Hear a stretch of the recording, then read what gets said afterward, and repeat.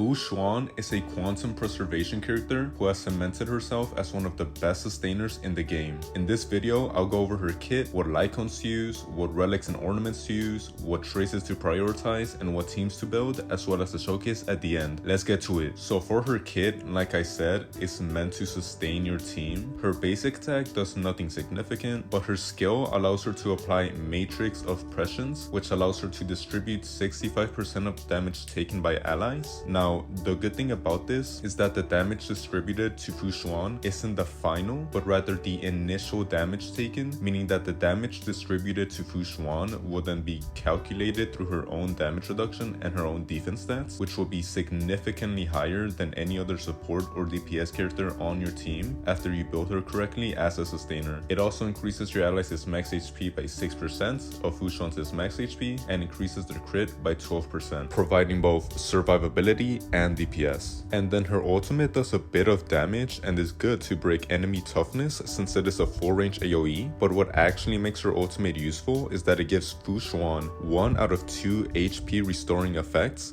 that are found in her talent. Her talent states that all allies will take 18% less damage, and that if Fu Xuan's HP falls below 50% of her max HP, one of her HP restoring effects will be consumed and she'll heal for 90% of her remaining HP, which will oftentimes allow her to get a full heal, which will allow her to distribute and negate a lot more damage away from your other characters. For her light cones, obviously her signature light cone is going to be her best in slot, but a great alternative would be Gapart's signature light cone because it gives her a massive defense boost and taunts the enemies, which will help give her more energy and negate a lot more damage than usual.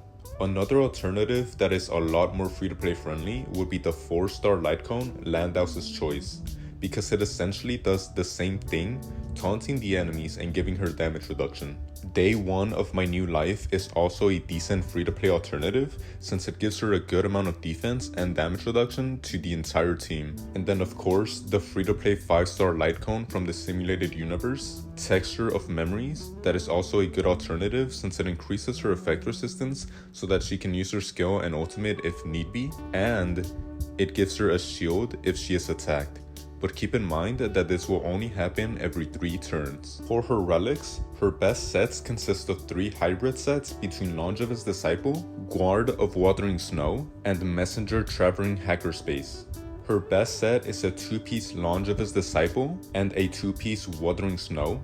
Her second best set is a 2-piece Longevous Disciple and a 2-piece Messenger Traversing Hackerspace. And then her worst, yet still optimal set, is a 2-piece Guard of Wuthering Snow and a 2-piece Messenger Traversing Hackerspace. For her planner set, you're gonna want to get Fleet of the Ageless since it provides her with more HP and it gives a bit of attack to your allies. A good alternative would be the Broken Kill set because it increases her effect resistance, which is gonna come in useful when you're fighting a debuffing enemy like Kafka and you really need to proc your ultimate or skill. And it also provides an even better buff than that of the Fleet of Ageless, because it provides your entire team with 10% crit damage once you've reached 30% effect resistance. For her chest main stat, you're gonna want HP or defense percentage. For her feet main stat, you're gonna want either speed or HP percentage. For her planner sphere, you're gonna want either HP or defense percentage as well. And for her link rope, you're gonna want energy regeneration rate. For her substats, you're gonna want to prioritize getting speed until you reach 134. Then you're gonna want HP percentage until you reach between 6,500 and 8,000 with the Matrix of Prescience in place. And then after that, you're gonna want defense percentage until you reach between 1,400 and 1,600. And once you've reached those stats, try getting a bit of effect resistance in there as well. For her traces, you're gonna want to prioritize leveling up her talents because it increases the damage reduction allies take while also increasing the HP she gains after her HP reaches below 50% of her max HP. After that, you want to level up her skill because it increases her allies' HP and crit damage, which helps with both survivability and DPS. After that, you want to level up her ultimate and then her basic attack. For her bonus abilities, you want to prioritize unlocking Tai Chi because it allows her to gain more energy when she uses her skill while her skill is active. After that, you want to unlock Dunjia because it allows her ultimate to heal a little. Finally, you want to unlock Liuren because it allows for her allies to resist one crowd control effect with each skill use. For her teams, Fu Xuan doesn't synergize well with any other characters, meaning that she can be ran with many teams, yet can also be replaced by other sustainers that synergize better with other characters. For example, if you're running a follow-up attack team, Aventurine would be the better option since he synergizes with follow-up attack characters, but Fu Xuan would still be able to properly sustain the team. She does, however, synergize with characters who want to be attacked, such as Yun Li and Blade. Yun Li wants to get attacked so that her counter may trigger, but she doesn't want to take too much damage. Luckily, Fu Xuan is able to allow Yun Li to get hits while distributing a lot of the damage to herself. Blade is also an incredible synergy for Fu Xuan, since not only does she increase his damage by increasing his HP and crits, she also allows Blade's HP to be reduced, unlike other preservation units who apply shields to sustain. This will help Blade do more damage and trigger his follow-up attacks more often, while also preventing him from dying rather quickly due to his low survivability by his own. So like I said, what really makes Fu Xuan a great synergy with somebody like Blade is that Blade, because he himself takes away his own HP, he intrinsically is going to need a sustainer.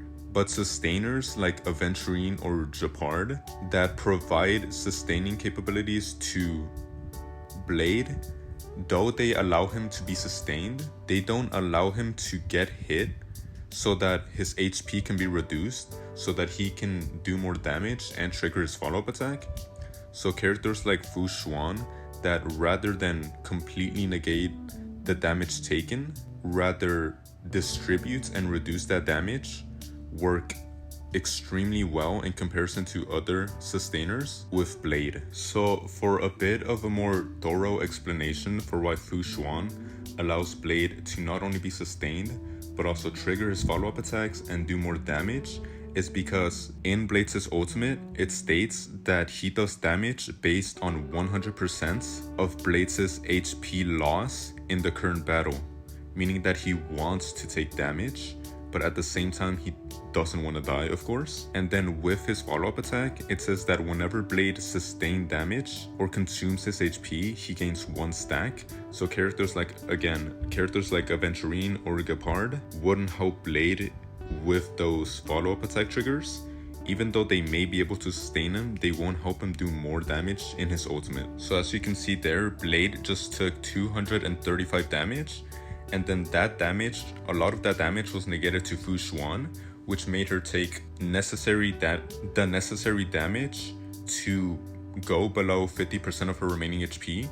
And because of that, she did a full heal towards herself. And so as of now, as you can see right next to her icon, she doesn't have any of the triggers for her HP restoring effects, and there's an X on her ability right there. But once I use her ultimate, not only am I going to heal a little bit of everybody's HP, but I'm also going to restore one of those triggers as well. And then let's see the damage that my allies take.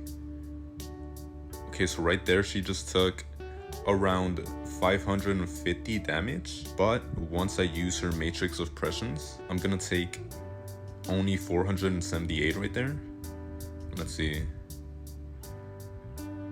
Yeah, so attacks like those that are AoE will actually do a significant amount of damage more to Fu Xuan, since she's gonna be taking up all of that damage. But as you probably could have already noticed, the individual allies didn't take as much damage because Fu Xuan was distributing their damage onto herself, which is why she took so much damage to begin with, and which is why she reached below 50% of her HP, which is what triggered her restoring HP effect and full healed her. So as of right now, even though Yun Li just taunted the enemy, meaning that she's going to take a lot of damage right now, even though she taunted the enemies so that she can take the damage, a lot of that damage is still going to go to Fu Xuan because it's going to be distributed. So like right there, it allowed her to do 2 follow-up attacks without actually taking that much damage because Fu Xuan was already distributing almost all of it. So yeah, that's pretty much how you build and use Fu Xuan. If you'd like me to cover any other characters, please comment them down in the comments. And if you like this video, please like and subscribe.